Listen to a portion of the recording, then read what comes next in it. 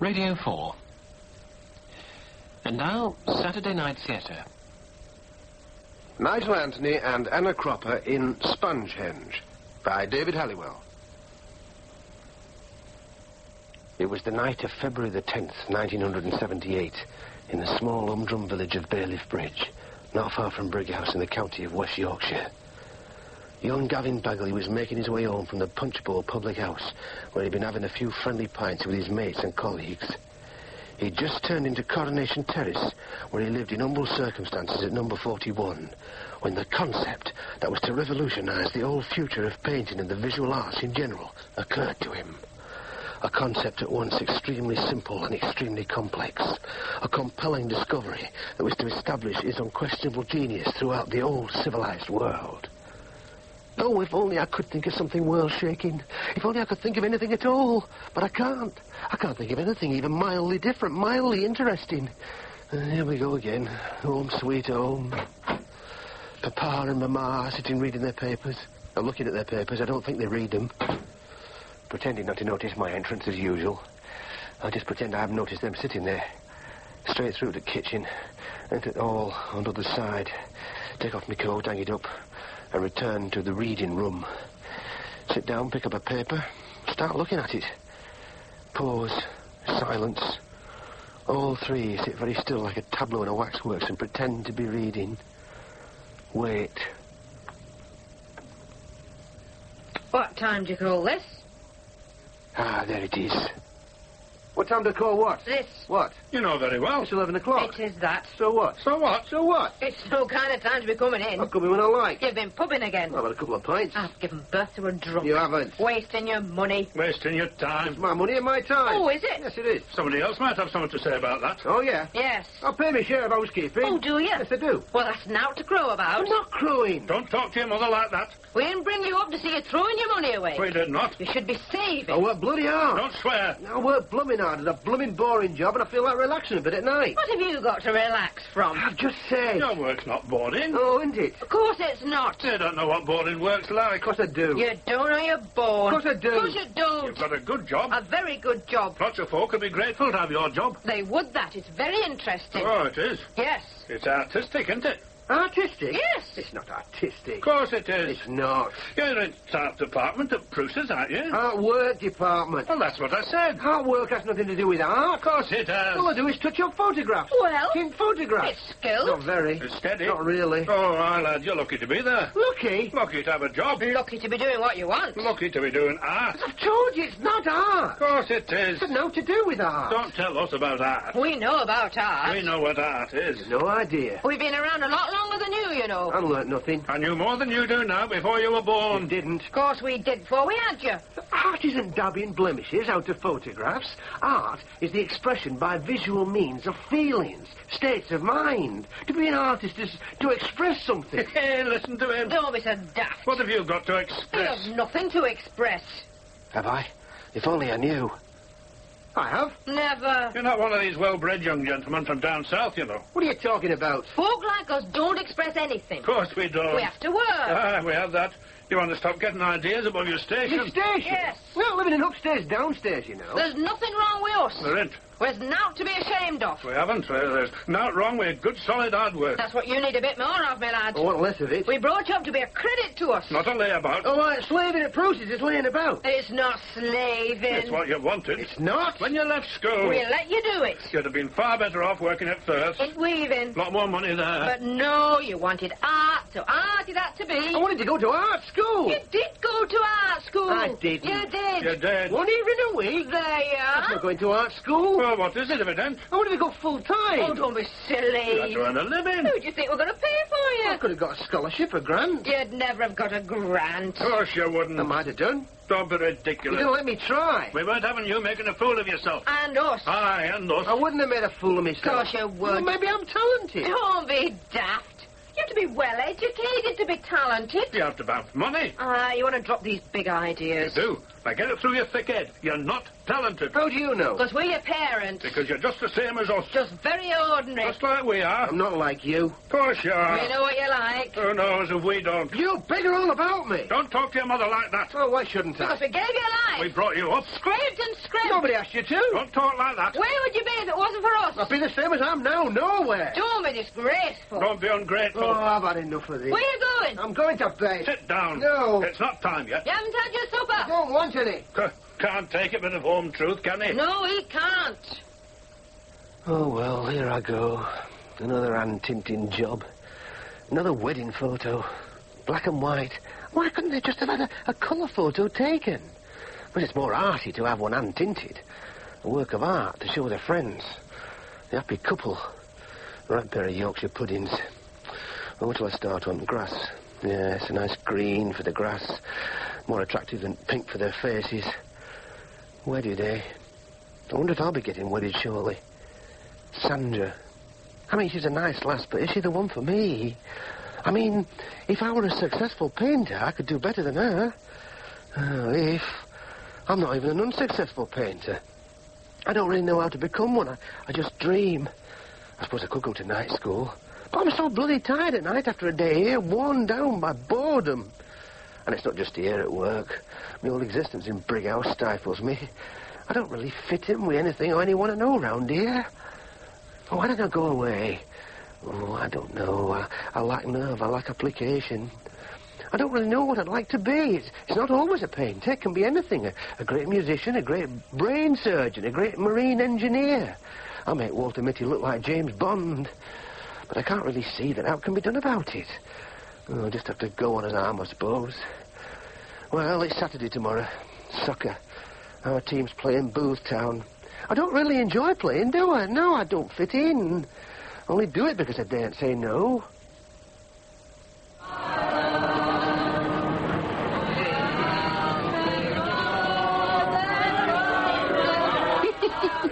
Oh, good. It's nearly. We won. We won. He drivers is pretty any of us. Yeah, I don't know how he can drive. I don't, but he can. He's a genius. Yes, he's a genius. Not me. Come on, sing.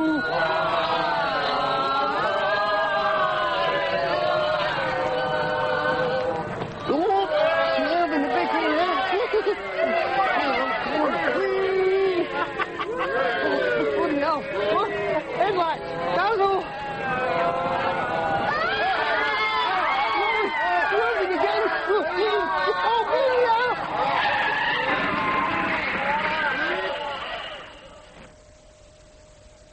It's lucky nobody got killed. It is that. Yeah. You're very lucky. You are that. You see what comes from drinking? You hardly had a scratch. Well, I had a bit more than that. What more than that? Well, I did have to have a blood transfusion. We know that. You don't have to tell us that. Well, so it wasn't just a scratch. Well, not much more. They don't give transfusions for just a scratch. Don't tell us about transfusion. We know all about I transfusions. weren't born yesterday. Oh, you know all about transfusions, do you? We do. You ever had one? Who are you talking to? You. I thought you were talking to me. I'm talking to you. You just said you were talking to me. I'm talking to you both. Then why don't you say so? He doesn't even know who he's talking to. I'm asking you both if you've ever had a transfusion. Of course we have. Of course we have. When? Well, your mother had one. Don't I'm sure. tell him. Well. Why should you tell him? Oh, well, you tell him then. I don't want to tell him. Oh, yeah, I remember. It was when you were in the infirmary for that cyst on your backside. Don't use words like that. How dare you to your mother? Well, you were going to. I was not. Weren't you? Of course I wasn't. Why did you have a transfusion? When he was in infirmary for observation. There's no need to tell him that. When he had them pains in his chest. Why do you have to tell You him? told him about me. I didn't. So, you've both had transfusions. What are your blood groups? Blood what? Blood groups. Why should we tell you? Aye. Don't you know? Of course we know. Of course we do. Then why not tell me? Why should we? We're not here to feed your whims. I'll tell you mine. We don't want to know. No, we don't. I'm blood group O. Stop trying to be clever. Ah, you won't succeed. Clever thing is to realise you aren't clever. I'm not trying to be clever. I'm just saying what my blood group is. Well, it's not to boast about. I'm not boasting. I'm just showing you I know what my blood group is. As if we care. We aren't impressed. Well, you don't seem to know what yours are. Oh, we do? We do. Then what? Mind your own business. You don't know. We do. Then tell me. Well... Come on. Well, I'm B, if you must know. B. Aye, and your dad's AB. I could have told What does him. it matter who told him? You should have let me tell him. They can't be my natural parents. I can't believe it. I can't believe it. There must be a mistake. Are you sure about this? Sure about what? About your blood groups? Of course we are. You don't make mistakes. I think you might have. Don't be ridiculous. Come in, Servant. I think you've made a mistake. Get them cards with groups written on them. You get them. All right. I'll show you. I will show you who's right. They're right. He's AB and she's B. Oh, my God. The implications. I feel dizzy. The implications. You know what this means, don't you? What do you mean? Doesn't mean anything. It means you can't be my blood parents. What are you on about? What are you on It about? means you can't be my natural parents. What's he talking about? Don't ask me. When I were in the infirmary, I talked to a doctor about blood groups. He told me that a child can't possibly have a factor in its blood that isn't present in blood groups of either of its parents. Where'd you get that from? Just told you, the infirmary. Somebody were pulling your leg. They felt like a bit of fun. Hey, they saw him coming. I told him a taradiddle. He'll believe out. Well, what should a doctor make it up? Couldn't even pass as 11 plus, and now he's an expert on medicinal matters. It's a fact. You can't be my blood parents. Oh, it's a fact, is it? It is. How can it be a fact? Use your head, lad. Use your head. If we weren't your parents, you wouldn't look like us, would you? Oh, no, they're right. I wouldn't. Oh, maybe that doctor was wrong. Maybe I misunderstood him. He can't answer that. No, he can't. No, I can't. He's not as smart as he thinks. I hope this is a lesson to him. Wait a minute. Do I look like you? Of course you do. You look like your father. You look like your mother. What a daft question. No, come on. Let's have a look at the mirror together. Don't be ridiculous. Have you ever heard out like it? We've no time for gormless experimentation. No, come on. You look like us, be told. There's an end to it. Aye. What about supper, ma'am? What do you want? Have we any of that malt bread left? You're scared. Aye. Tea or cocoa? You daren't compare our faces in the mirror. Cocoa. You daren't. Of course we dare. Come on. No. It won't take long. Stop it. Come on, show me I'm wrong and I'll admit it. Well... I'll never mention it again. Well... Come on. Oh, all right. Come on, let's get it over with. Oh, all right. There. You see? What do I say? You've got an head shaped like mine. Have I? Is it same shape? Maybe it is. And a nose, same as mine. Is it the same? Is it? It looks very much like it. My eyes. Ah, his eyes. My mouth. Her mouth, yeah. No, not her mouth. My chin. My mouth is completely different from hers. Of course it is. Look at it. Look at mine. Look at his head. Look at mine. They're not the same, not at all. Look at her nose. Nothing like. And his eyes are a different shade, almost a different colour to mine. No, none of these things are the same. You see, we're wasting us time. He won't admit he's wrong. Oh, we'll even deny it's evidence of his own eye. I'm not wrong. Christmas. I haven't just seen it before. I thought I looked like you because I thought I were your blood son. The power of autosuggestion. But now I can see you clearly for the first time. There's no family resemblance whatsoever. Oh, I've had enough of your nonsense. So have I. You're not my blood mother. Of course I am. Of course she is. You're not my real mother, are Yes. you? You're not. Come on. I am. You're not, are you? Oh, stop this. You're not. Come on. I am. You're not. Well... Are you? Oh, Are you? No! Hey? No! Now you're satisfied. No. Oh, you've told I him. had to. Why? I'd had enough. You're not me real parents. All right.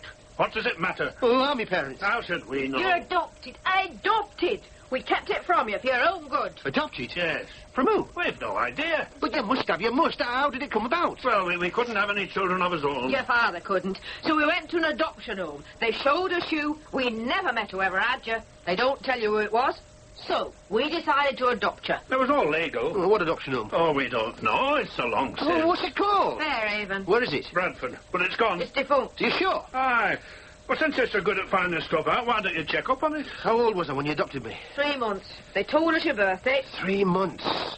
So maybe for 3 months I'd lived with me real parents. No, you hadn't. You'd been in Thorn for 3 months. Me real parents. There's no way you can find out who they were. I'll find out. What do you want to find out Find for? out to you. They're everything. We're your real parents. Aye, it doesn't matter who actually gave birth to you. Of course it doesn't. We brought you up. We lavished everything on you. It doesn't matter to us you're not the same flesh and blood, and it shouldn't matter to you. It's the spiritual thing that counts. You're our son, and you always will be. You're our son, and you always will be. No.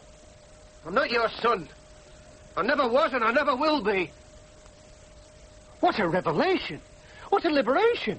No wonder I never felt at home. No wonder I never fitted in. No wonder I don't fit in anywhere. No wonder I don't know what I really want. No wonder I don't know who I am. I mean, a person is produced by the coming together of the genes of mother and father. It's their mixture which produces new person. Your identity is what you get from those genes. They provide your abilities, your potentialities. They provide, in essence, what you become. Oh, I know that potentiality can be modified to some extent by your environment and your experiences, but only to a very limited degree.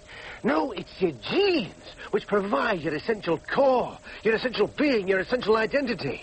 But if you're brought up in a completely alien environment, like I've been, cut off from any knowledge of your real origins, then you live a conditioned lie. And you remain blinded, deaf and numb to real identity, to real abilities, potentialities and needs within you.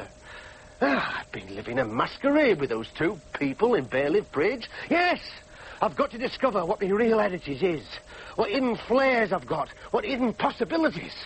And I'll know what I can become and therefore what I want. To do that, I've got to discover my real parents, yes. They could be anybody, couldn't they? Aye, they could. Anybody at all. Sie ist daher bereit, wieder in den Völkerbund einzutreten. The ladies not for turning. Blue skies are smiling at me. Nothing but blue skies. The force that through the green fuse drives the flower, drives my green age. Well, sure. You can, light my cigarette if you're of the mind to. First of all, ladies and gentlemen, would you like to hear how the Diddy Men came to make their first record? Promise me you'll go right up to sleep because Daddy has got to go out on some very important business. Dad didn't read Look me. there for time holder when he knocked somebody's off stick out. And then, comrades, there is our old friend, Equal Pay. Anybody?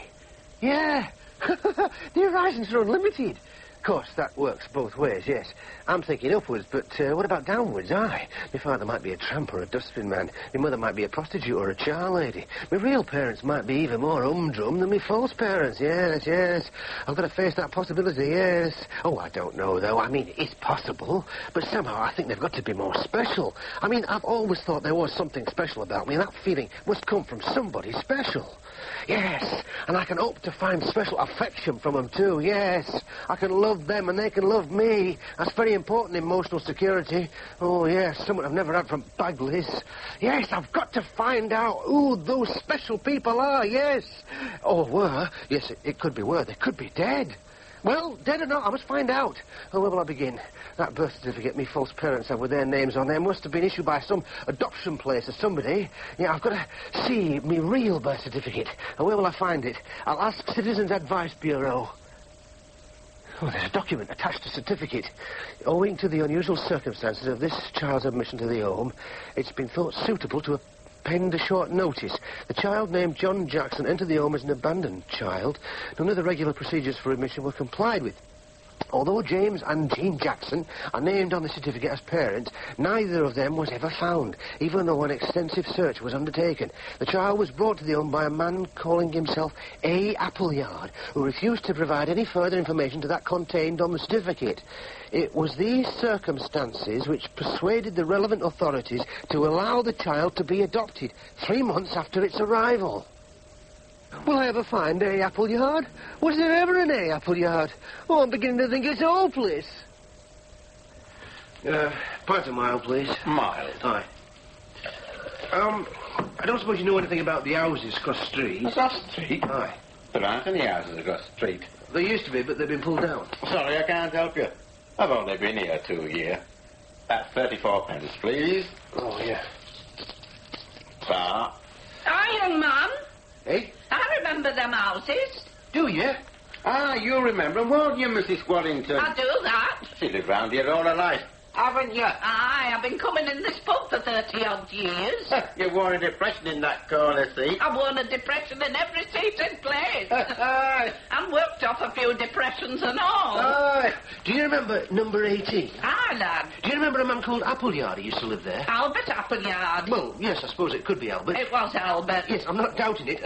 Did you know him well? Not all that well to nod to speak to on the street, no more than that. Well, could you tell me if he was living in number 18 in 1949? Oh, aye, he would be. He lived in that house as far back as I can remember. Was he married? Aye, his wife's name was Hilda. Did they have any children? Not as I ever knew about. Oh, well, might they have had a child and had it adopted? Nay, I shouldn't think so. Not that I ever heard tell about. Oh, I see. But they could have had. Why are you so interested? Shall I tell them? Oh, why not? I think they may have had a child, adopted. Oh, yeah. Aye, and I think I might be that child. Hey. You think this fellow was your father? Well, he might have been. Well, I never. What sort of a man was Appleyard? I mean, what did he do? Nay, I don't know what he did. Nobody seemed to know how he earned his living. Folks sometimes used to think he might be a bit on shady side. A crook? Oh, I couldn't tell you, but he always had plenty of brass. I see. Aye, dressed well, a bit flashy, but a nice enough fella to talk to. Aye. Have you any idea where he is now? Now? Oh. Nay, lad, he retired, it must be 15 years ago. Couple of years after he'd gone, they pulled his house down. They pulled too much stuff down now, if you ask me. You've no idea where he went? No, lad. You never talked to him about his retirement? Well, I might have done in passing on the street. I probably did. But you can't remember out about it? Hey, it's a long time ago, lad. Oh, yes, I know that, but I mean, might he have said where he was going? Well, he might have. But you can't remember what it was? Hey, no, I can't put light in me. Well, I mean, what sort of a place do you think he might have retired to? Hey, you've got me, lad. I mean, was it somewhere else in Bradford? Nay, it wasn't in Bradford. I'm sure it wasn't that. I'd have remembered that. Well, did he go to live in country? Oh, I don't think so. Doesn't sound like him somehow. What about seaside? That sounds more like it. Seaside? Aye. Come to think of it, I do remember him saying something about seaside. A seaside town? Aye. In Yorkshire? No. I'd have remembered it if it had have been. No, it was somewhere unfamiliar like. Unfamiliar? Aye. Oh, it's coming back a bit. Somewhere with a name like a lot of other names. Other names? Aye. That's why I've forgotten it. If we mention a few names, might you remember? Well, I don't know. Oh, let's try. Blackpool? No, I remember that. Skegness? No. Grimsby? No, more south. Oh, south? Aye. Eastbourne? No. Folkestone? Nay. Bognor? Never. Weymouth? Weymouth. Was it Weymouth? Weymouth. Was it Weymouth, Mrs. Wallington? Weymouth. Was it? No. Oh. I thought we got somewhere then. So did I. But it was somewhere like Weymouth. How do you mean? Well, it was one of them muths. Muths? Aye, I know. Plymouth, Dartmouth. Oh, them. Aye, them. But which one was it? Oh, lad, that's why I can't recall it. There's so many. Too many, if you ask me. Well, what about Falmouth, Portsmouth, Bournemouth? Oh, I don't know. Well, I mean, didn't Appleyard ever say out about this place? I suppose he might have. I mean, did he ever mention some distinguishing feature? I don't know. Like a river? No. A beach? A building? A field? No. But he did say it was near somewhere. Near somewhere? Aye. Well, near what? Well, I don't know. Another town? No, not another town. A lake? No. Sea? No, she's already said it was by sea. Sorry. A wood? I can't. A bay? No. An inlet? A peninsula? A what? Oh, you know, a piece of land which juts out into the sea. A point. Ah, thanks. A point. A point? Yeah.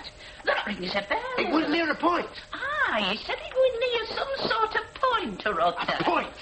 Aye, a point. What point? Well, now, let me see. Something to do with an animal. An animal? Aye, you know, like with a name like an animal. A name like an animal? That's right. Well, what? Dog? No, not a dog. Horse? No. Pig? No. Lion? No. Armadillo? No, not like that. Smaller. My mouse? No, more something damp. Damp? Something more damp. Damp? Why, like something out of a dam. A fish? Oh, no, not as damp as that. Oh, well, a frog? No. A newt? No. A toad? Oh, wait a minute. Like that. Like a toad? No, what Ted said. Newt? Aye, a newt. Was that it? Newt Point? I think I've heard of a newt point. Nay, not a newt. Not a newt? But something like a newt. Well, what's like a newt? There's no like a newt. Oh, there must be. It is. I don't think there is. An eel? No. That's no like a newt. It is? It's a bit like a newt. There you are. But not much. A terrapin. No. Oh, that's not like a newt. It is very similar. No. If I had a newt and a terrapin side by side on this bar, you wouldn't be able to tell them apart. It would. It wasn't a terrapin. Well, a worm, a lizard. Aye, that sounds right. The lizard. Aye. Lizard Point. That sounds right. Lizard Point. It's in Cornwall. Right, it is near Falmouth. Falmouth. You think Appleyard went to Falmouth? Aye, Falmouth. I think that's it. Why, it sounds like Falmouth to me. Falmouth. Let me go through again what I'm going to do when I get to Falmouth. I'm going to go through the register of voters and ratepayers, but I'm also going to go round all estate agents in town and see what Appleyards have had dealing with these past 15 years. Well, it's not going to be... Hey! What's that? Ah, Stonehenge. Ah, yes. Stonehenge? Is that Stonehenge? I didn't realise we went past it. I didn't realise it was so near a main road. Oh, it doesn't look as big as I thought it'd be. I wonder who actually built it. That's anybody's guess. Really? It's probably pre-Celtic. Pre-Celtic? As early as that? Well, could be. Of course, anybody can claim their ancestors did it. Really? Well, anybody whose ancestors have been in these islands a couple of 100 years. I don't quite follow. They can claim the blood of its builders runs in their veins. Can they? Yeah, well, one can make out a good case for it. Can one? Yeah.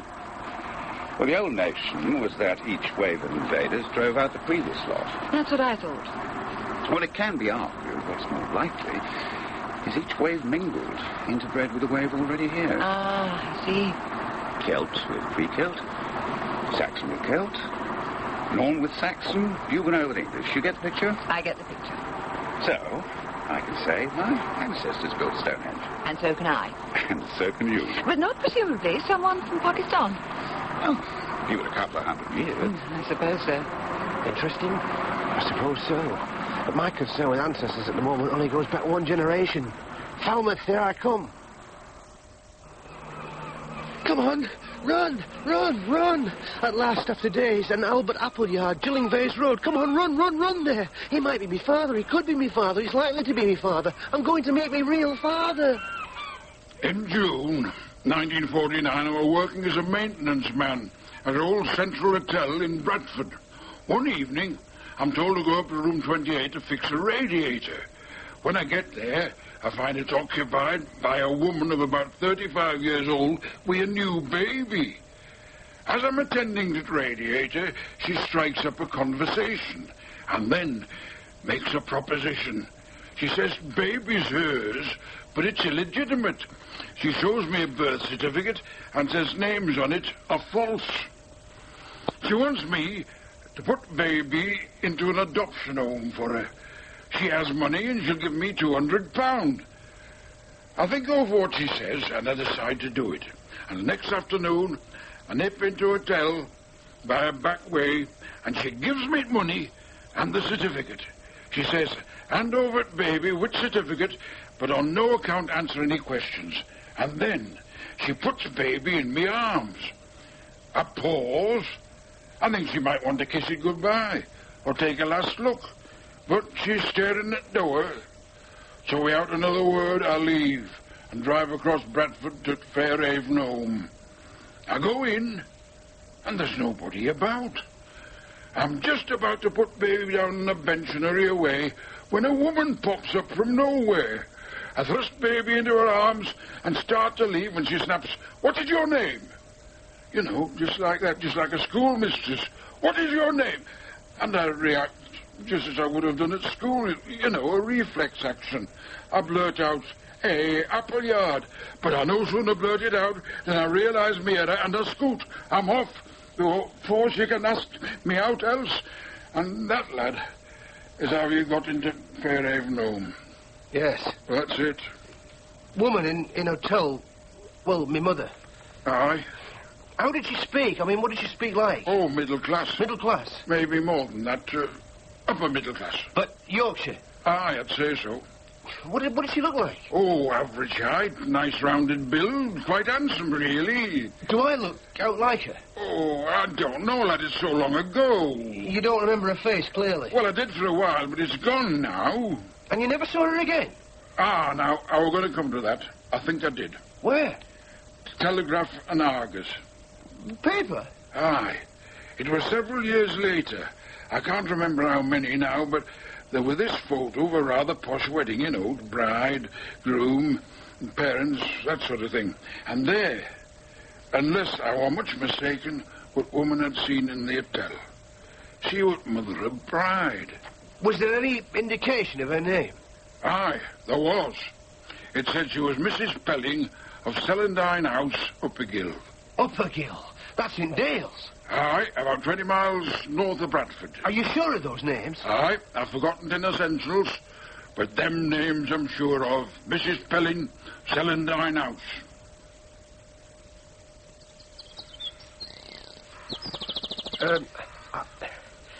I have reason to believe that I am your son.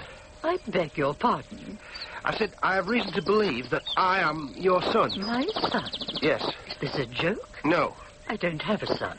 Oh, no? I have 3 daughters, that is all. You never had a son? I certainly did not. Of course she denies it to begin with. Of course she gives nothing away. It's only to be expected. Just keep on at her. Break her down. Look for telltale signs.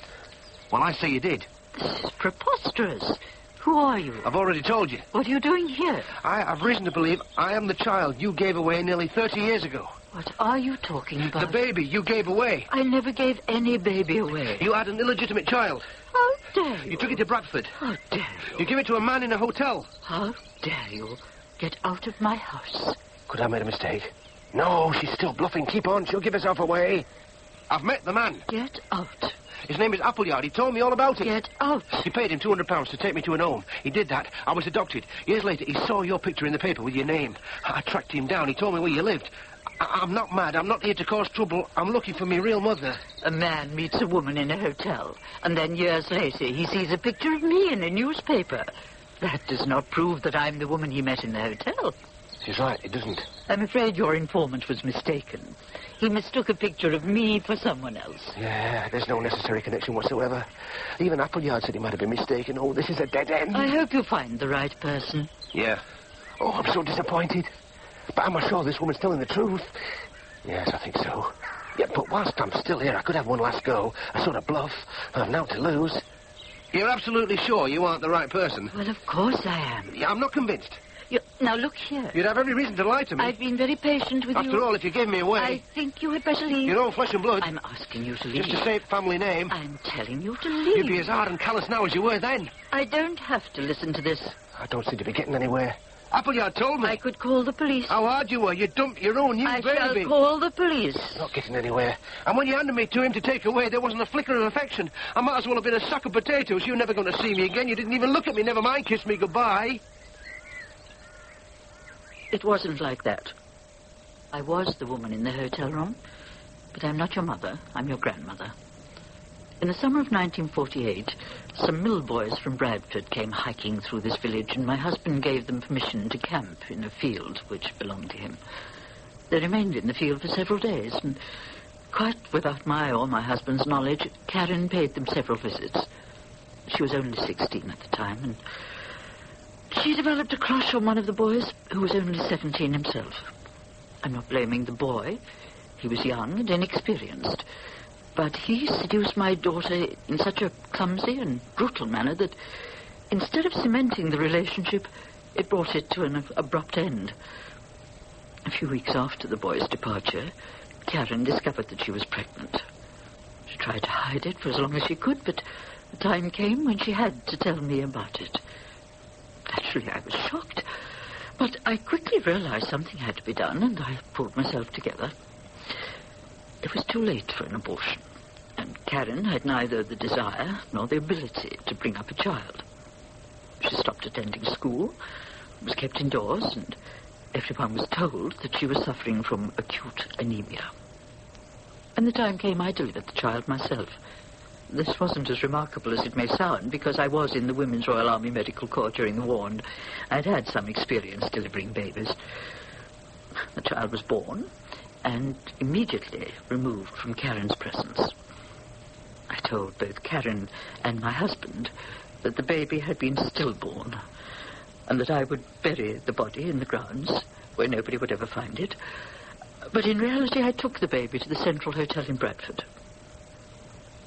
The rest is as Appleyard told you, although of course I didn't know his name was Appleyard, except for my emotions, which he could know nothing about. I had to maintain a facade of stony callousness, but inside I was consumed by pity and shame. When I placed you in Appleyard's arms, I did not look at you because I could not bear to look at you. As it was, I felt a terrible wrench inside myself when he carried you away from me and closed the door. I've been plagued by doubts about it ever since. I feel ashamed, and then I feel justified. Your arrival here has only intensified these conflicting feelings. If you were to say that a grave injustice had been inflicted on you, I would not disagree. But on the other hand, if I'd not given you away, and you'd stayed with us in some sort of hidden, disguised manner, then your life might have been quite unbearable. What happened, happened. And now I have given you an account of it. It is for you to weigh up my account and see whether you can come to some idea of balance. Well, I don't know. I don't know what to feel. I mean, there's so much. My parents, then, are your daughter Karen and this boy. Well, he'll be a man now. This man. Yes. And have you got... Yes, I can tell you where they are. Oh, yeah, I'd like that. Of course, I know where my daughter is, but I've kept track of the young man, too. You might say it was a form of insurance against some possible time when the baby I disposed of so many years ago might somehow appear, as you have done, and point an accusatory finger at me. I did not want to add to my guilt by keeping the child from knowing where its parents were, if that time came. Oh, no. Look, I'm not accusing you. I mean, you did what you thought was... I don't want to get involved in recriminations. I want to know where I can find my parents. Well, I suppose that's very gracious of you. Your mother, my daughter, Karen, is now called Karen Mason. Mason is the name of the man she married, the man in the wedding photo. Karen is now separated from him, but she still uses the surname. And together with a partner called Madeline, she runs a small bakery in Buttershaw, a suburb of Bradford. And my father? His name's Wilfred Clapcott, and he... What's the matter? You look dumbfounded. But I know a Wilfred Clapcott. Do you? Yes. What does he do? Well, he works at a place called Pruce's in Brighouse. He's a shop steward there. Well, then you've met your father. Hey? He is your father. Him? That bloke at Pruce's? Oh, I can't believe it. I can assure you that he is the same person who came to this village 30 years ago. But him? I mean... Do you know him well? Well, not well at all. I hardly know him at all. I've just consulted him over union matters, that's all. It's just the point that I've met him, and I didn't know. It's that that staggers me. Life plays strange tricks. Maybe. Wilfred Clapcott lives in Siddle. Oh, I didn't know that. It's part of Halifax. Yes. Your daughter, my mother, she still thinks I died at birth. Yes. And Clapcott doesn't know that you were ever born. Then I'm going to have to tell them. No, I'll tell them. It's part of my obligation towards you.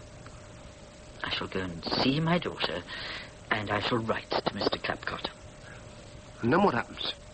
We'll see what their response is. You can stay here. My husband died 10 years ago. I'm alone in the house, except for a servant.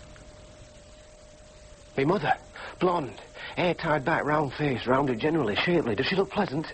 Does she look intelligent? Is the way she dresses unusual? Is she unusual? Am I disappointed? Daughter of a wealthy family, owner of a bakery? No, I can't say I am. Do I look like her? Does she look like me? Well, the eyes, maybe the eyes. Oh, what do I feel? I don't know. Will she want me? Oh, I hope so. Will I love her? Oh, I hope so. Is she relaxed? Does he look anything like me? It's difficult to tell. Perhaps sort of in the set of the body. I don't know. Does he look bright? Does he look well-disposed? Does he look intense? Does he look anything like the father? Oh, I can't remember. What about me is he like? Sort of about the eyes? No, I don't really think so. Well, how do I sort of feel? Well, I'm not sure. My father, Wilfred Clapcott. Does he look any different now I know he's my father? Oh, I don't know. I never really looked at him before. He's lean, dark, bony. Is there anything in me about him? The shape of face, perhaps? Does he look dull, smart, sensitive? Is he just a union cog? Am I disappointed? I don't know. Well, at least he's active in union. He must have some beliefs. That's a damn sight better than old Bagley. Will he like me? Will he love me? Shall I feel that way about him? Oh, I hope so. Well, I'll just have to see. Now that I know what I know, can I see aught of me in him? This is, though, it's the first time I've ever really looked at him. I didn't realise his hair with that colour. Well, is there any resemblance? Note about the head? His build, maybe? Does he look as though he's got aught about him? I had a vague idea of Bruce's that you were a bit half-baked, but it was no more than an impression. How do I feel? I don't know. A bit unreal. Is this that boy? I mean, that boy in the field? I mean, in the summer all those years ago? No, she's no connection with that lass.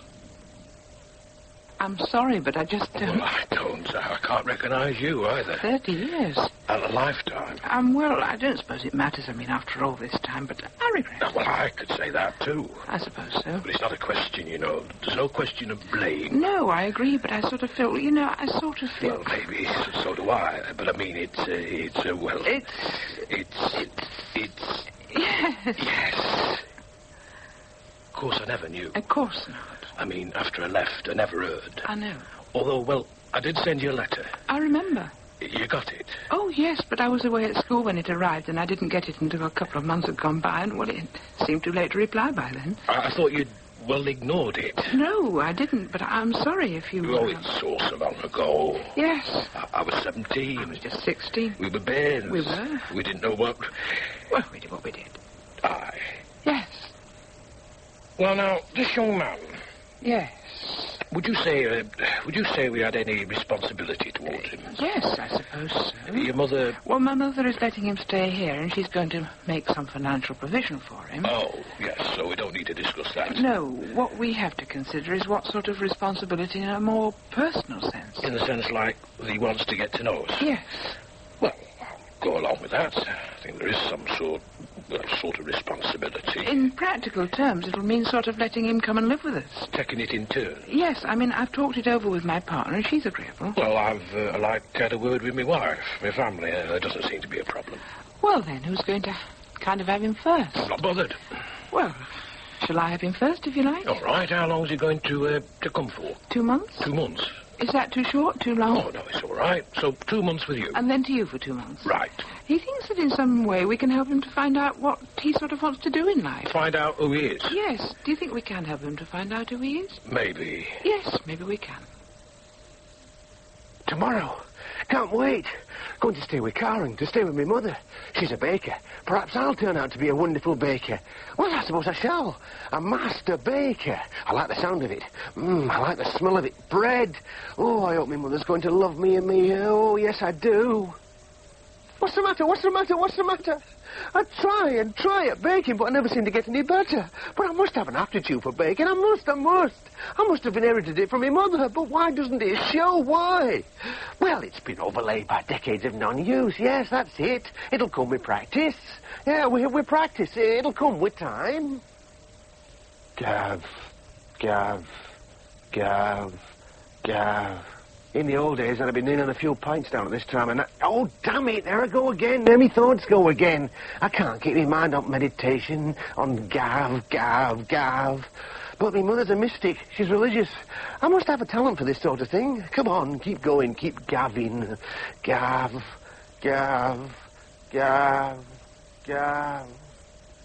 Karen, have a word? Well, of course, Madeline. As your partner, your friend? Well, of course. Gavin.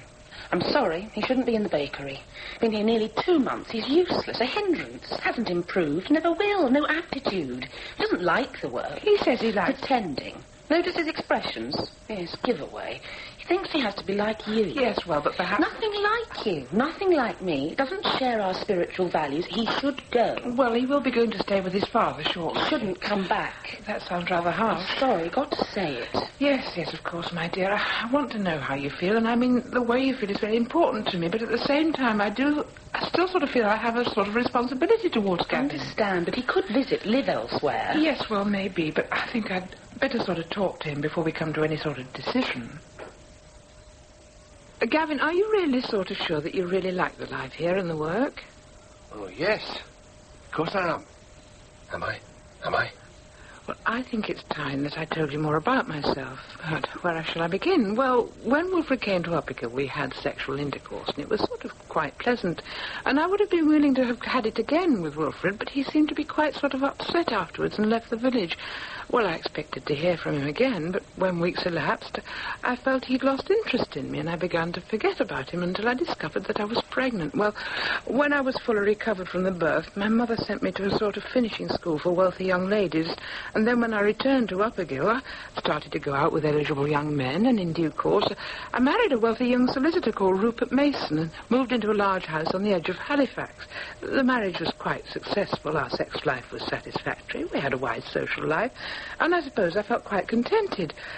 Well, that was the situation in 1968 when something rather remarkable happened. It was the afternoon of a day in June, a very ordinary afternoon, and I was in the house on my own in the kitchen in the process of making some bread. I mean, I'd always rather enjoyed baking as a sort of hobby, and I'd just prepared some dough for rising, and it was on the table in front of me in a baking tin. I just put a cloth over the tin. When I glanced up at the kitchen clock on the wall and saw it said 20 to 3, and then I glanced back at the table and there was bread in the tin fully baked. I mean, I simply looked up at the clock and then back again. A matter of less than 5 seconds, and there was the dough transformed in a trice into a fully baked loaf. Well, I couldn't believe it. I thought there must be something wrong with the clock. I glanced back at it, but it just said a few seconds after 20 to 3, so I checked with the phone and the radio and with a neighbour, and they all confirmed that there was nothing wrong with the clock. It was keeping perfect time. And so I examined the bread, but there was nothing unusual about it. It was in exactly the same tin, in exactly the same position that the dough had been in. Well, I thought, how on earth can this come about? Might I have baked the loaf myself in a sort of blackout? But there hadn't been enough time, and I thought perhaps I'd been tricked in some sort of way. But a trickster would have had no more time than I'd had, so turn it round however I might, there was no other conclusion possible except that the bread must have been baked by some non-human agency. It had to be a sign of revelation, a message, and after a lot of thought it occurred to me that if he had baked the bread for me, then I must bake the bread for him. Yes, but baking bread for him meant baking bread for other people, and this should become my vocation.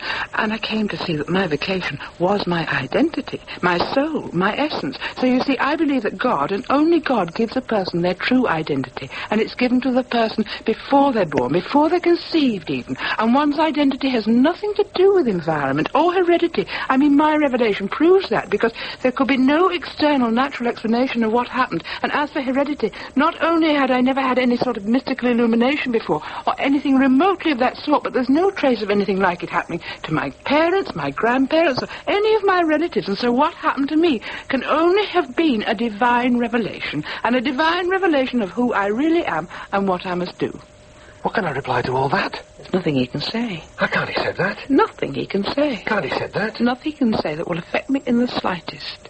Well, I can't agree. I can't agree with what you say about heredity. Can't you? No, I can't. Why can't you? Well, I mean, you and me, I've obviously inherited a lot from you. For example? Well, I mean, a great many things. What? Give me an example. Well, what? Can't you think of anything? What? In the bakery. As a baker? Yes. Oh, no. Just take to sight that. Oh, come on, Gavin. I don't think you can honestly say you've inherited any skill as a baker from me. Well, given time, I'll, You've been here nearly 2 months. Well, what's 2 months? We've had girls and boys here in the past to help us out who've learnt more in 2 hours than you've learnt in 2 months. Better get off that. What else can I say? Spiritual attitudes. Well, what about my spiritual attitude? What spiritual attitude? Well, you know, meditation. Do you find it easy to meditate? Yeah. You know, not bad. Honestly? Yeah. I don't think I really believe you. But, I mean, you can't know. You're not there when I do it. No, but somehow I feel you're not much good at it. Well, Are you? Well, what about being a vegetarian? What about it? Well, I took to your diet very well. Vegetables and rice. Yes, I rapidly got accustomed to that. I soon came to enjoy that. Millions of people all over the world enjoy vegetarian food, and in no way are they descended from me. Well, I don't know about that as an argument. I do. She's right. Damn! What else can I cite? Well, what are you going to argue next? That you too have had a revelation? A revelation? How am I going to get round that? How could that be explained in non-mystical terms? I've got to think of an alternative explanation for that before I can bother my head about how it might be inherited. That silenced him. Maybe she did have a revelation. He can't answer that. She could be lying. There isn't any answer. Nay, I don't think she's lying. She believes it, I can tell. There isn't any answer. So what could it have been? A state of mind? Yes, some sort of trance. Yes, I'm beginning to see that. Your revelation, yes. My revelation? Let's talk about your revelation. By all means. There's nothing he can say. I mean, let's talk about this thing, you know, that happened in your kitchen. Fine. I think that what happened was psychological. Psychological? A state of mind, something to do with the configuration of your brain cells. That just isn't possible. You were alone in the house? Yes. What time did your husband leave for work? About 9. 9 o'clock? Yes. And then what did you do? Washed the breakfast things, went for a walk in the park, made myself a lunchtime snack, prepared the dough, put it into the tin to rise, and put a cloth over it. You then looked at the clock? Yes. Which said? 20 to 3. Yes, well, I think you did all the things you think you did between 9 and 20 to 3, between 9 and 20 to 12. I don't understand. At some point between 9 and 22:12, you looked at the clock and unconsciously misread the time. Let's say if the clock said 10:30, you read it as 1:30. So, when you looked up at the clock at what was really 20:12, in keeping with your previous misreading, you read 20:03. As soon as you'd read the wrong time, you went into a trance, during which you baked the bread. Then, in the trance, you looked up at the clock, which now really said 20:03, and in an instant you came out of the trance and blacked out everything you'd done in the preceding 3 hours. What had happened was that you'd concertinaed all the events before the blackout into only 2 hours and 40 minutes. So it'd seem as if they'd taken 5 hours and 40 minutes, therefore giving yourself a sort of alibi for the period of the blackout. Oh, God, I never thought of that. I never heard of that before. Oh, my God, that's shaking me. I haven't felt so shaken since before I had the revelation. When I had all those doubts, all that sense of insecurity. Oh, it's all coming back. Not knowing anything, not being able to make any decision, not knowing what I wanted. But the revelation solved all that and brought me certainty. Now what he's just said brings the doubts rushing back after all those years. Oh, the pain. What can I say? What can I argue? How can I come to him? There has to be an answer. I mean, I can't stand this, but... Am I talking a load of nonsense? But what you're suggesting is so implausible. I mean, how could I concertina 5 hours and 40 minutes into 2 hours and 40 minutes without noticing it? I would have had to gallop through everything I did. Oh, sticky one. But not too sticky. No, time is subjectively elastic. The time we feel an activity is taking and the time it's objectively taking are often very different. That's true. Is it true? Oh, my God, perhaps he's right. What can I say? But what you're saying is so implausible. Well, not more implausible than claiming that God intervened in your kitchen. But is it, though? He can't be right, can he? I've got to counter him. Well, suppose for a moment, I mean, just for the sake of argument, that such states are sort of psychological. That doesn't mean that they can be inherited. Oh, dear. I can see what's coming. Of course they can be inherited, like anything else can be inherited. Then why haven't you inherited the capacity for them? Well, how do you know that I haven't? I haven't, have I? I don't know that he hasn't. But I must have. I don't think you have, but I don't know. You don't know? Neither do I. Oh, come on, rack your brains. Oh, I think I do. I only think I do. Rack your brains. Shazam, I've been half asleep. Well, I know better. I used to do a lot of sleepwalking when I was a kid. Sleepwalking? Yes, I used to sleepwalk. And what happened in your kitchen was sleepwalking, writ large. The same kind of psychological state. We share the same tendency, and I inherited it from you. Sleepwalking has nothing in common with what happened to me. Has it, though? Hasn't it? Have I got it all wrong? I mean, I've never had any strange psychological experiences either before my revelation or after it. I mean, I've never gone sleepwalking or had trances or seen anything odd. I mean, my revelation stands out as something completely unique in my experience. I mean, it belongs to a different sort of dimension when compared to everything else. And I mean, in no way can it be reduced to psychological terms. Maybe what she says is all true. Maybe she was given her identity by God. Well, I think that's a delusion. A delusion? Am I hiding things from myself? I mean... Perhaps identities can be inherited. I don't like this. Oh, this is terrible. I don't like it at all. Still, don't let him see that I'm disturbed. I must try to hide my worry from her. Have I made any impression on him? I haven't made any impression on her. Well, all this is really sort of rather academic, and it's not getting us anywhere. I mean, you'll be leaving here in about a week to go and stay with your father, and so I'd really like to suggest that for the last few days you might stay out of the bakery and sort of think about things. Are you saying I'm no longer welcome here? Oh, what a pity. The love I was looking for hasn't developed. No, when you've thought things over and after you've spent some time with your father, you can return here to live or to work or to do whatever you like. Well, perhaps she still sees some hope of us developing an affection. I must make sure she realizes I feel the same way. Yes, well, listen, you know, I'd still like things to develop between us. I mean, I'd still like us to get on, well... Yes, well, so would I, but will you please think about what I've said and keep out of the bakery next week? Yes, all right. Oh, he's really shaken me. All those doubts have come flooding back. I mean, have I been deluding myself all these years? Oh, I don't know. I can't have been... But perhaps I have. I don't know. Oh, come on. Meditate. Yes, I've got to get out of this agitated state of mind, and then I'll be able to see things more clearly. Yes. Come on. I'll meditate.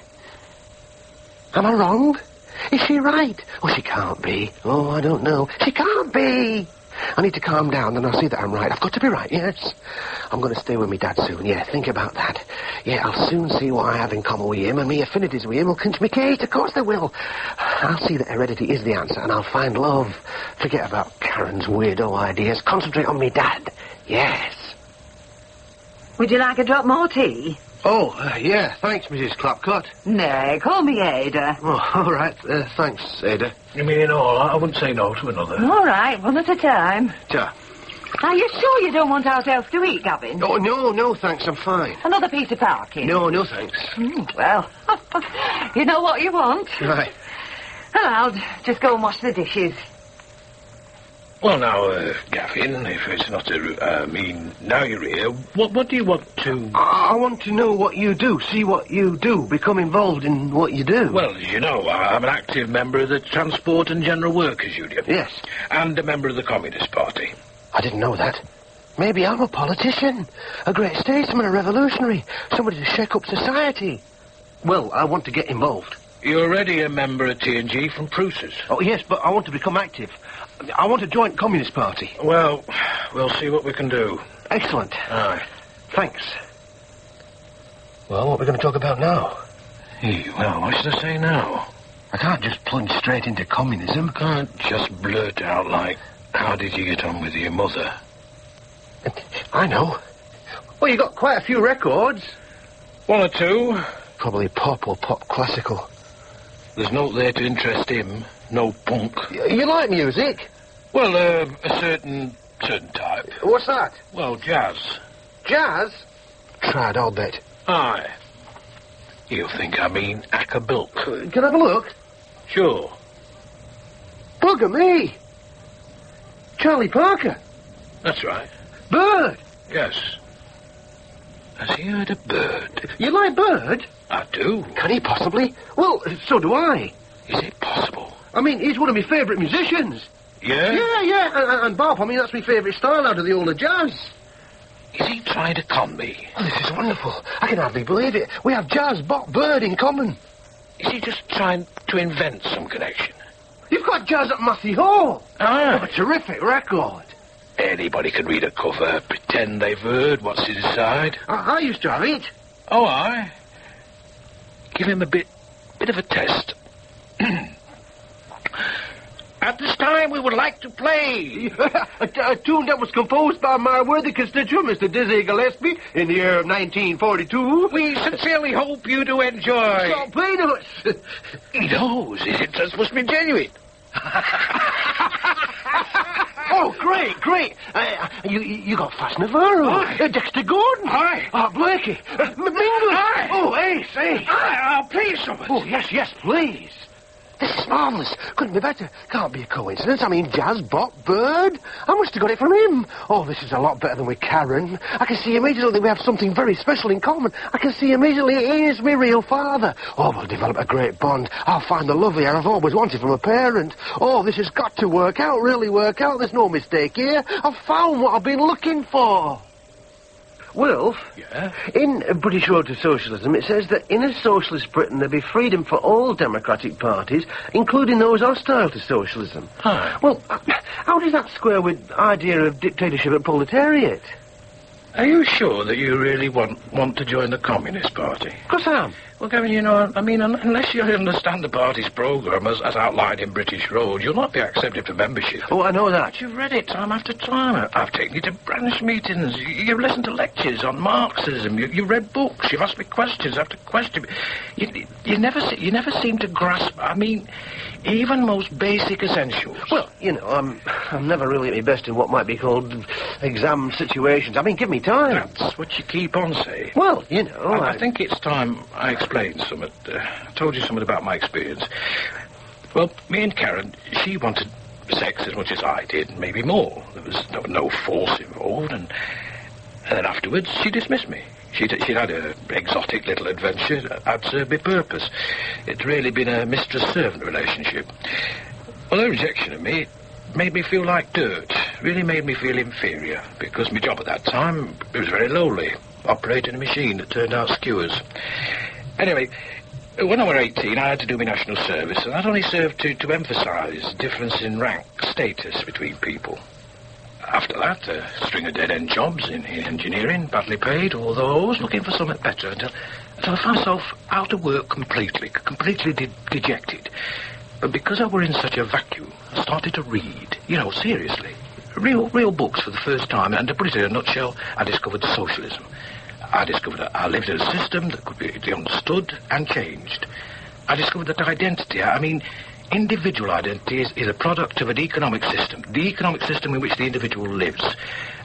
Parental conditioning plays a big part in a child's early life, but parents only reflect in an individual way the larger economic and social factors at work in society. I came to realise that the present system creates a good life for a few and a stunted existence for the many. And if you want to change your identity, you've got to change the system. I decided that was what I wanted to do. I'd dedicate myself to that. That task would become my identity. So I joined the Communist Party, and I joined the TNG. And after I'd been in them a couple of years, it came to my attention that the workers at Prusa's were completely unorganised. Unions were forbidden in the Kingdom of CM Prus. I decided that here was a mission for me. I managed to get a job at Prusa's in basement, in cellars. And after a while, I managed to persuade about a dozen or so workers to join the TNG and elect me their shop steward. Of course, when Mr. Prus, when he heard about this, he fired me. But I was prepared for that. I'd created a bit of a storm in the local press. I managed to get some of the more intelligent workers at Prusa's to come out on strike. And through the party and the TNG, I managed to get a lot of other local union support. Well, all this began to damage Prusa's efficiency. He began to lose orders. So he backed down. He was forced to reinstate me and allow anybody who wanted to join the TNG. But as you know, I was only back on sufferance. And ever since, Prus, his management, have done everything they can to frustrate every improvement the members of the union have fought for. It's been a history of slow gains made against continual pressure. Pressure to reduce the gains we've already won. But I've never lost my ideals, my principles. I've never lost sight of the ultimate goal, the complete transformation of society, the establishment of a true democracy, true economic, political and social equality. What I'm saying to you, Gavin, is my experience has made me into a socialist. I am what I've experienced. And if your experience hasn't made you want to be a socialist, then there's no way you'll ever be a socialist. And there's no use pretending to be a socialist just because you'd like to be like me. Another argument against heredity. Oh, I sensed he felt something like that. I can't go along with it, can I? No, I can't. No more than I can go along with what my mother said. Oh, she gave me something to think about, didn't she? Yes. But get off that. I don't want to think about that now. One thing at a time. And what about this? What about what we've just said about politics? Well, he's right. I have no aptitude.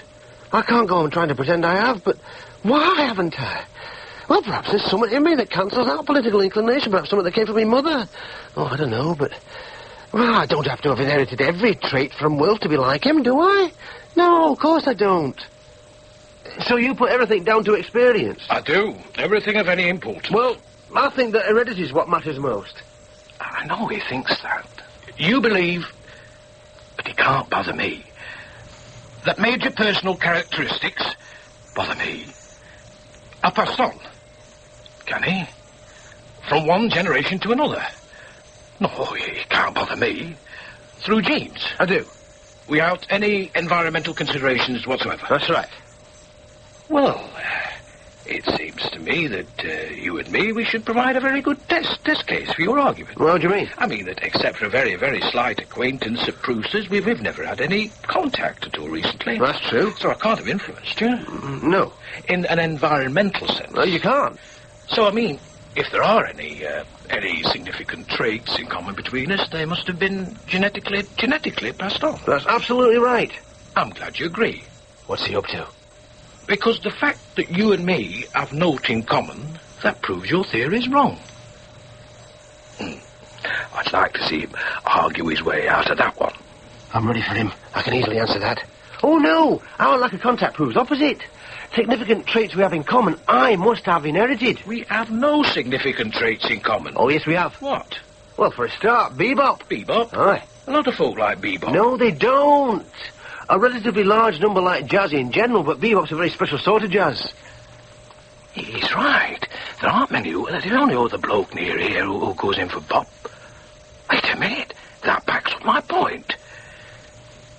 A special sort of jazz, yeah, but if two people, they have a taste for it in common, that's a coincidence. The conditioning, whatever Gavin is in first place, it'll be different in each case. I mean, round here, the only other bloke who likes Bop, he's a member of the National Front.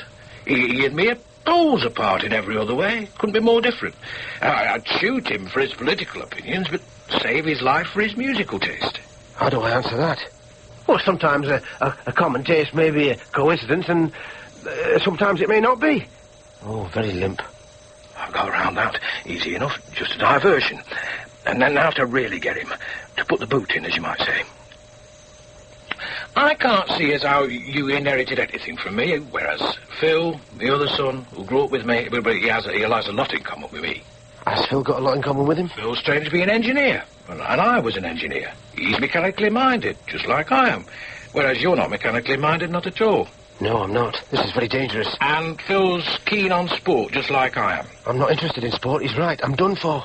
And Phil's temperament is very similar to mine. It is. That's it. The clincher. I'm dead.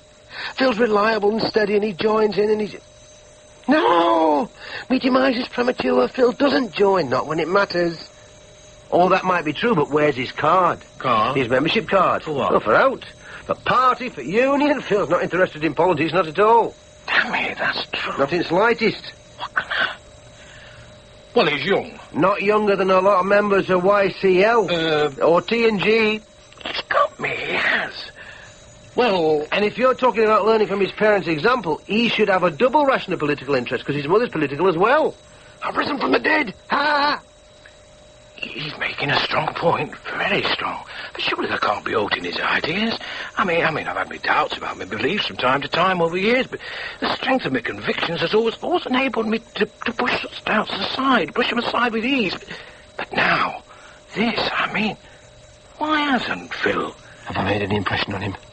I mean, if folk don't get their politics from experience, if folk can inherit political positions, there's no hope for the world. Born a fascist, remain one. You'll never be able to persuade anybody, change anybody. Oh, surely that can't be. Can it? I need time to think. Move him on. Well, apart from that, one thing, Phil and me, we have a great deal in common, whereas you and me, well, the only thing you can cite is Bop, bebop, and that's not much to base a theory on.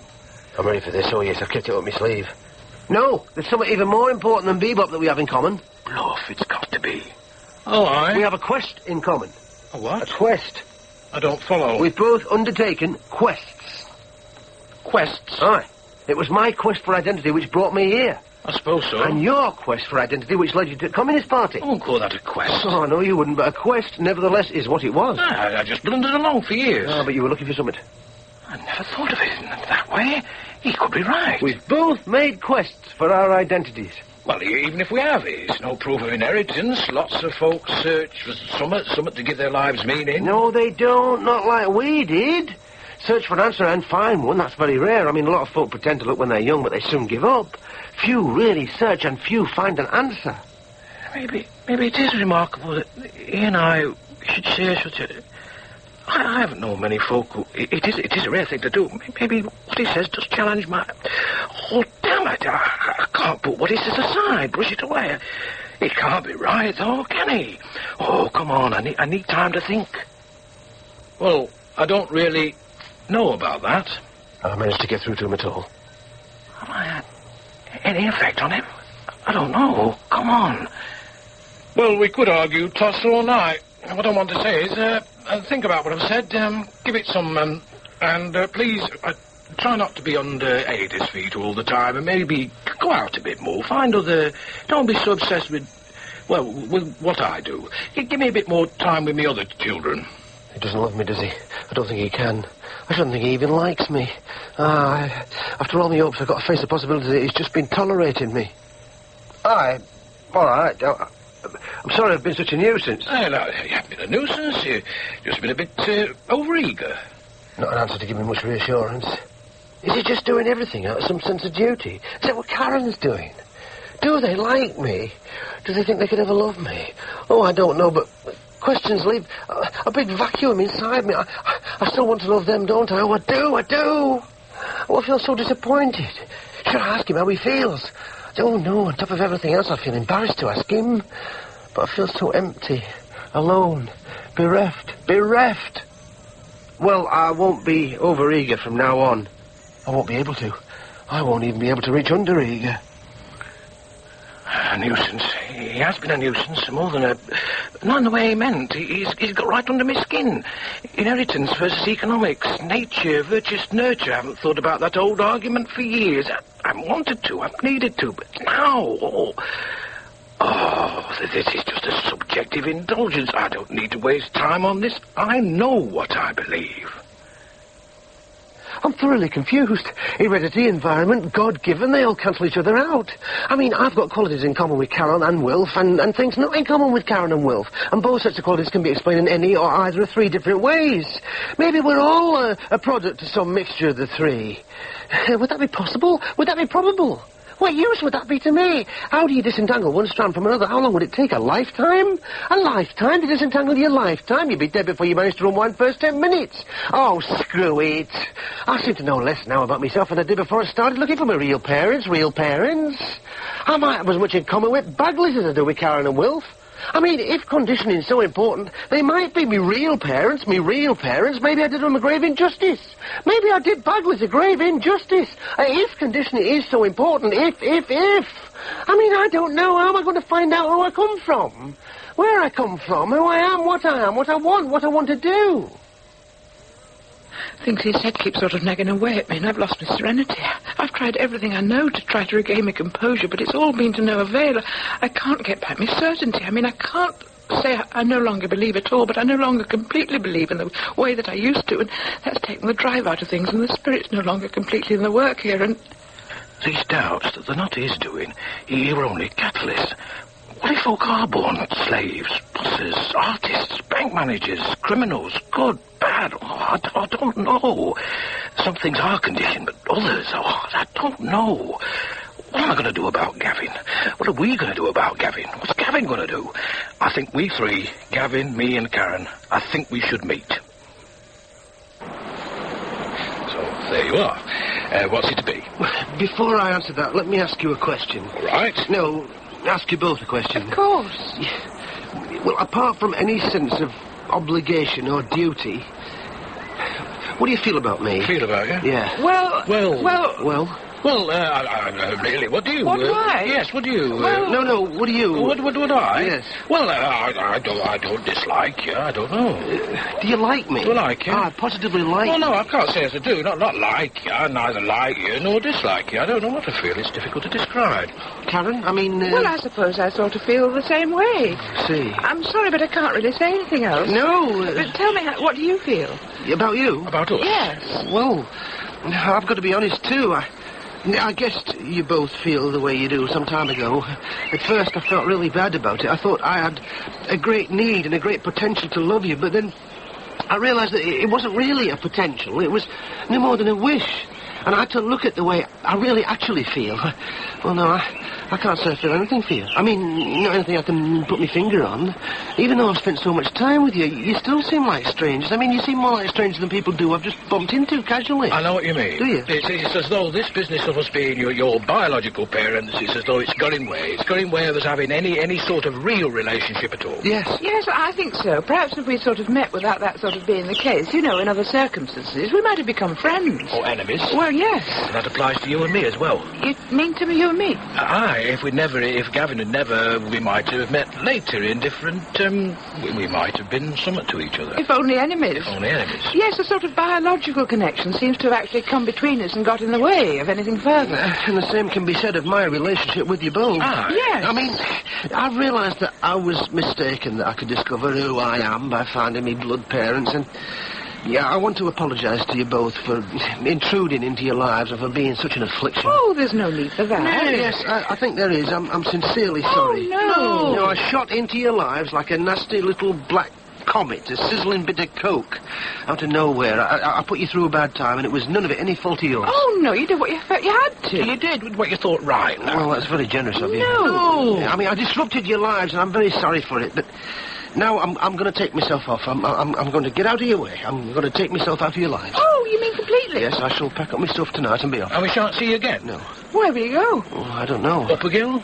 No, except to say goodbye to my grandmother. I see. Yeah, I'll do that and then I'll vanish. Vanish? Vanish. Vanish from your world.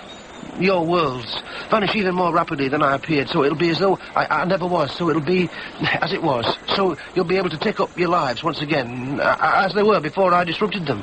And so it'll be as though I'd never passed through.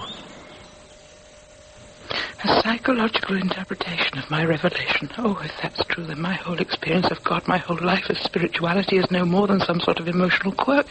I mean, no more than merely some sort of neurosis, which might just as easily have led me to throwing bombs rather than to baking bread. And there's no moral sense at all in what one does. And there's nothing, what's the word? Yes, teleological in one's life pattern, if one can call it a pattern at all. I mean, if we're only the heirs of our foremothers and forefathers, then we simply get a thrown-together selection of what they had, rather like a sort of grim jumble sale.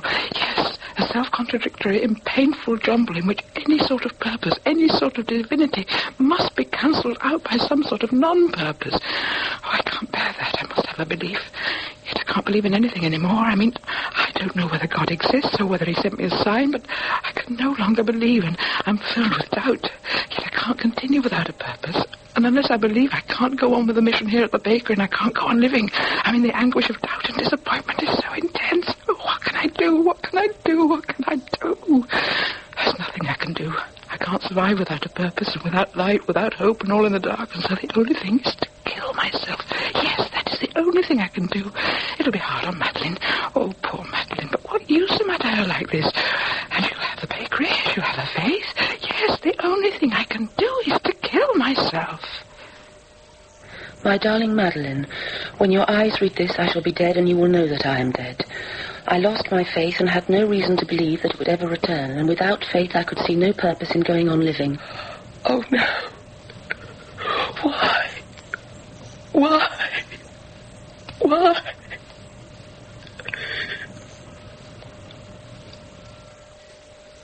Unless I believe, I can't go on with the mission here at the bakery, and I can't go on living. I mean, the anguish of doubt and disappointment is so intense. Oh, what can I do? What can I do? What can I do? Is there anything I can do? I mean, what is it that I really need? Well, a sign, another sort of sign from God. Yes, that's what I need. Could I ask God for a sign? I mean, a sign that in no way could be reinterpreted, in no way could be explained away. Yes, I could ask for a miracle. Something to do with bread. I could put a certain number of loaves in the oven and ask God to increase the number. Time to put these loaves in? Right. What time do you make it? 6:31 exactly. Yes, 6:31. How many loaves are there on this tray? Well, you loaded it. Yes, I didn't sort of completely fill it because there wasn't quite enough dough, but there should be 20. I mean, let's count them. Do we need to? Well, I think so. Really? Yes, it'll be sort of... Okay. 5, 10, 15, 20. Sure? Dead sure. Good, yes. Well, I count 20 as well. Shall we put them in the oven? Time for them to come out. No one's tampered with the oven, and I've kept in contact with Madeline the whole time, talking to her. Oh, please, God, let there be something for me. Madeline? Yeah? I think it's sort of time to take the bread out of the oven. Is it? Yes, it's 7:15. Oh, so it is. Okie doke. Good pong. Yes. Good pong's good bread. Look right. Yes. Oh, my heart. Come on, look. Count. 1, 2, 3, 4, 5, 6, 7, 8, 9, 10, 11, 12, 13, 14, 15, 16, 17, 18, 19, 20. I can't believe it. 21. Madeline? What's up? How many loaves did we count on this tray before we put them in the oven? 20. You sure? Sure, I'm sure. Absolutely sure. Absolutely. What's the matter? Count them again. 5, 10, 15, 12. I thought 21. 21? Yes. 21. You're certain there are 21? Well, definitely, no doubt. And there were 20 before? Without a doubt. And between putting them in and taking them out, nobody opened the oven? Of course not. Nobody could have. Oh, darling Madeline, this is a miracle. Miracle? Yes, a miracle. I asked God to add a loaf to the tray whilst it was in the oven, and he's done so. I mean, how else could it have got there? I'm stumped. It has to be a miracle. My God. I suppose so. It has to be. It has to be. Oh, the sun's burst out again in all its radiance, and I feel renewed, reborn. Yes, I am. I'm reborn. Fred's just been on phone again. There's a union meeting tonight. It's very urgent, and they really would like you to attend. That business at Thrush Mill's come up again. They don't know what to do, and they need your opinion. Well, I can't go. Why? I'm ill. Oh, you're not ill. Well, I don't feel like going. Well, you tell them then. I'm jaded to back teeth with doing your dirty work for you. You're off work, you won't attend meetings, you just mope about. Folk keep calling and you won't even answer the phone. I'm fed up of making excuses, saying you're not well. In future, you can tell them yourself. Tell them? Why should I tell them anything? Tell anybody anything? Why should I do anything? I can't be when everything's so chaotic, meaningless, bleak. What can I do? What can I do? What can I do? Oh, I resign from party, resign from union, get over we, and at least it won't pester me. I'll go to this union meeting tonight and tell them I'm resigning. Then I won't be bothered by them. Then they'll leave me alone.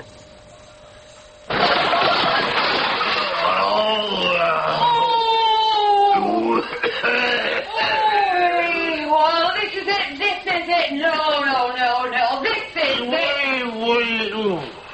Oh, you can't even stand up. This is it. I told you. This is it. I warned you. You're coming dead drunk one more time. I'm not for good. Well, last night was that one more time. I can't take any more. I told you. Oh, but why? You're not very well. Why? This has been going on for months, ever since you resigned from politics. You've just gone from bad to worse. You've no job, you don't do out, you don't eat, you don't even get washed. All you do is drink. Oh, Lord. Oh, no, stop it. It's not just the drink and dirt, it's the defeatism. You're not the man I married, the man I used to know, the man I used to respect. Oh, nah, would you not? I've tried to understand, but I can't. What you've allowed to happen to you is a disgrace. It's no behaviour of a responsible member of society. You've not only let me down in your family, but you betrayed your own great ideals and you betrayed the working class movement. I can't live with that.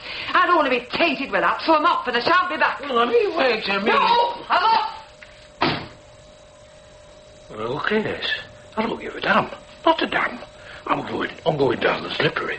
What else is there to do? I'm dying. Decaying. Here. Where's that sodding boot? I'm rotting away. Rot. Why should I tell them anything? Tell anybody anything? Why should I do anything? I can't be when everything's so chaotic, meaningless, bleak. Oh, what can I do? What can I do? Go on lying here. I don't know. It's so boring. But what isn't? Oh, I'll get up, go out. Nowhere to go, but I'll go out.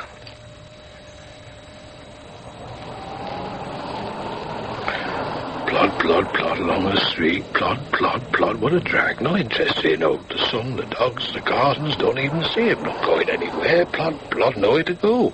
When I've plodded nowhere, I'll plod back to the house. Another nowhere. Plod. I don't want to go to this union meeting tonight. I'd even resign. Plod. Still, if I went, I'd be going somewhere.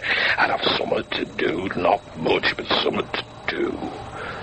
Hold on. Something to do. It would be something to do, going to that meeting. However meaningless, something to do. And that's better than not at all. I'll plod. I'll plod to that meeting tonight. And when I get there, shall I resign? Or shall I plod on? I mean, without conviction. Plod by plod, item by item, as things come up. Folks still need help, whatever their providence. There's a frightening lot of suffering in the world. By God, there is. There is that. All over the world. All round me, here, and getting worse. Daily getting worse. Can I stand back and do naught? Because philosophically, possibly naught can be done, naught can be changed. No! Even if change is impossible, I must behave as though it is possible. I don't have to have any laws of history on my side. What does it matter if the world can't be explained? I've just got to go on plodding. Without banners, without glory.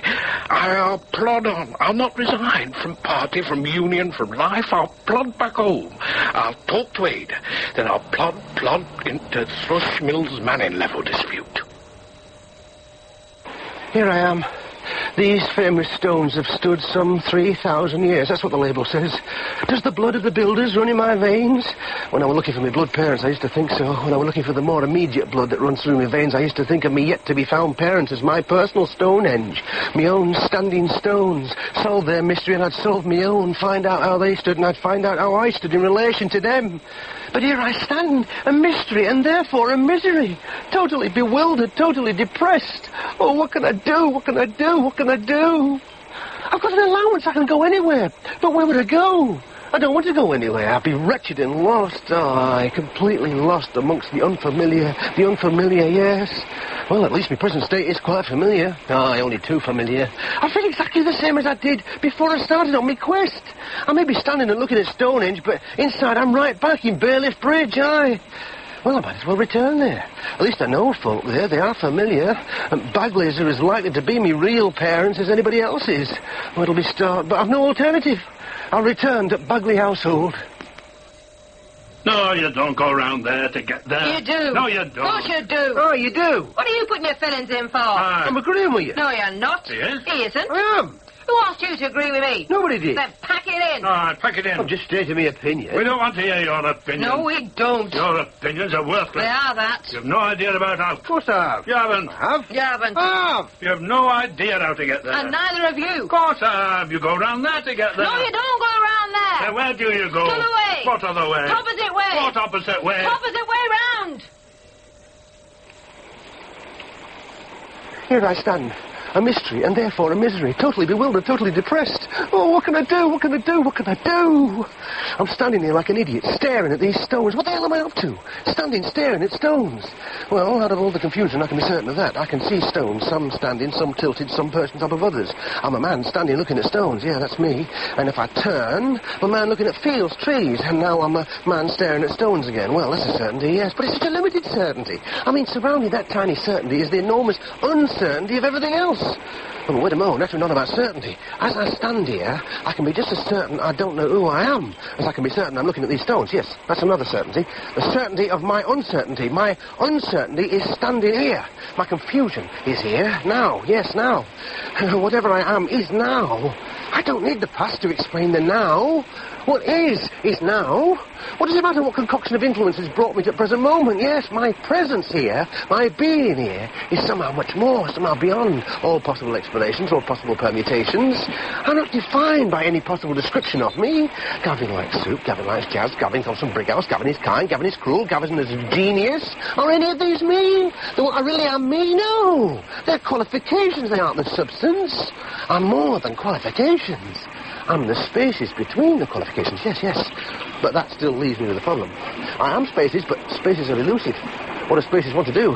Well, what can they do? Only two things, really. I can do what I want to do, or I can do what I don't want to do. Well, I don't want to do what I don't want to do, do I? No, I don't. So, I'm going to do what I want to do. I am, but what do I want to do? I mean, that's always been my problem. Well, just do what you feel like doing, whatever it is. Don't ask why, don't ask questions. Just do. And when I've had enough of these stones, I'll turn. Put one foot in front of the other and go wherever my feet take me. Let one want lead to another, one at a time, until a time comes, if it comes, a time comes when I want something more extended. A vocation, yes, it'll come. It won't be me, but it'll come from inside me, yes. I can wait for it to come.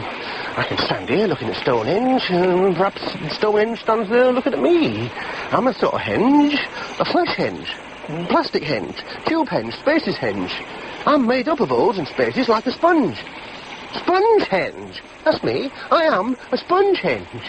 Yeah, I suppose all human beings are Spongehenges. Interconnections of holes and spaces and relationships are also Spongehenges. Mysteries, yes, but existence. Existence.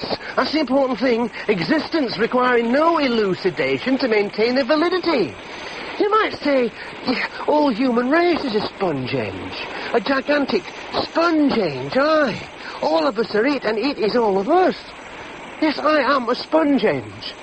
Gavin Spongehenge. I found myself beside the stones. I turn, I move my right foot, I move my left, I walk, I smell the air. I move towards the road, towards whatever. I am infinite. Oh, what can I do? Oh, what can I do? Oh, what can I do? Oh, what can I do? Oh, what can I do? Oh, what can I do? Oh, what can I do? Oh, what can I do? Oh, what can I do? Oh, what can I do? Oh, what can I do? Oh, what can I do? In Spongehenge by David Halliwell, Gavin Bagley was played by Nigel Anthony, Karen Mason by Anna Cropper, and Wilfred Clapcott, Anthony Dowse. Mr. Bagley, John Bott, Mrs. Bagley, Alex Marshall, Albert Appleyard, Colin Douglas, and the landlord, David Halliwell. Mrs. Waddington, Gabrielle Day, Mrs. Pelling, Catherine Parr, Madeline, Teresa Stretfield, Ada Clapcott, Jean Trend, and the coach passenger, James Kerry. The play was directed by Peter King.